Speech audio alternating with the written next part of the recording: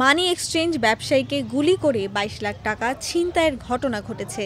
রাজধানীর মিরপুর ১০ নম্বরে fire service স্টেশনের পেছনের গলিতে এ ঘটনা ঘটেছে ২৭ মে সকাল ১০টার দিকে। পুলিশের মিরপুর অঞ্চলের সহকারী কমিশনার মিজানুর রহমান জানিয়েছেন, ছিনতাইয়ের শিকার ব্যবসায়ীর নাম জাহিদুর রহমান। তিনি মানি এক্সচেঞ্জ ব্যবসায়ী। পুলিশের এই কর্মকর্তা বলেন, ব্যবসায়ীর পায়ে গুলি লেগেছে বলে স্বজনেরা জানিয়েছেন।